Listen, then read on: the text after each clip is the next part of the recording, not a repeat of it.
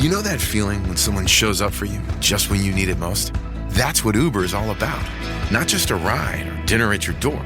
It's how Uber helps you show up for the moments that matter. Because showing up can turn a tough day around or make a good one even better. Whatever it is, big or small, Uber is on the way. So you can be on yours. Uber, on our way.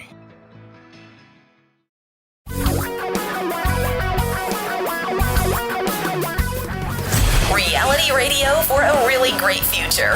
We're talking real money. Hi, it's Tom Cock. Every single day, I'm lucky enough to meet one or more of you, and you have some common questions you ask. So I thought it might be good on the podcast to talk those out a bit, see if I can help you with a larger audience. Oh, I'm always happy to sit down and talk to anybody. It's a favorite part of my life is to get to meet you, understand you, your life, your future. That really is the best part of this business. But let's talk about some of the commonly asked questions. And the first one always is, I've come into money, or now I have money, or now I've saved money, and I want to invest, but the market's at a new all-time high. What should I do? I can't invest now. Should I dollar cost average?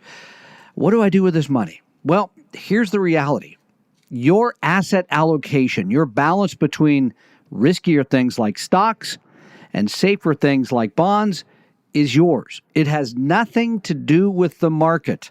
The market's going to be at all-time highs. The market's going to be down. The market's going to be sideways. The market is going to go a lot of different ways, but your asset allocation is dependent on you for how much money you're trying to make, how much risk you're willing to take, how much volatility you can handle, and how soon until you need the money. Now, if you came and saw me and said, I'm going to use this money in 2 years, I'd say, put it all in bonds. If you're not going to touch it at all for 5 years and you have a fairly high risk tolerance, I'm going to say, how about a nice 60% bond, 40% or 60% stock, 40% bond portfolio? Your asset allocation is yours. It does not matter what the market is doing. By the way, that asset allocation generally is going to determine where most of your return comes from.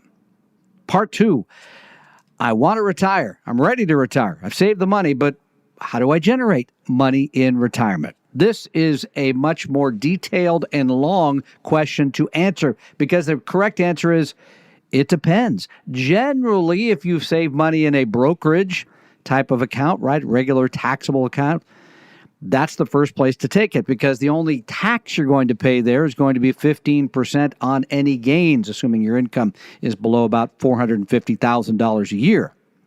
Then the next place to draw would be from your IRAs and 401ks. There you're going to pay whatever your regular income tax rate is.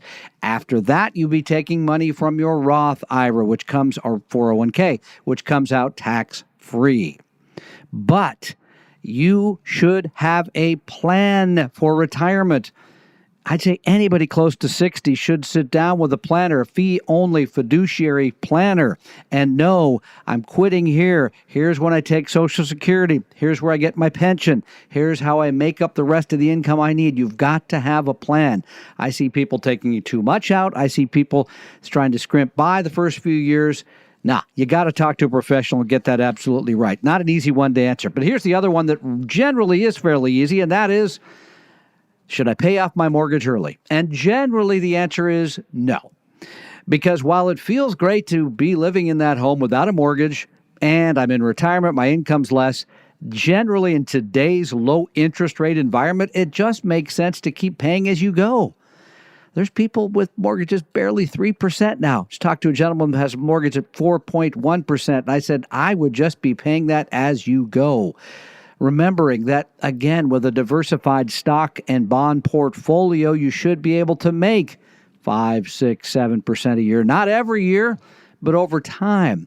So paying off the mortgage turns out to be more of an emotional decision than a financial one. But again, a good planner can help show you exactly that. I hope that gives you some simple answers to those commonly asked questions. I'm Tom Cock. Talking real money.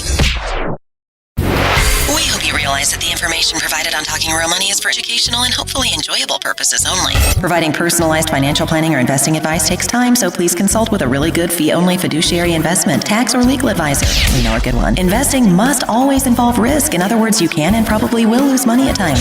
Also, as much as you want it, no one can accurately, consistently predict the future. So, past performance doesn't tell you a darn thing about what the future will bring. Unlike many other programs that say something similar, Talking Real Money is not trying to get you to buy or sell any financial products or securities. Instead, the program is provided as a public service by Vestry, a fee-only registered investment advisor. Thanks for listening, and please visit TalkingRealMoney.com for more information and disclosures. That's a wrap.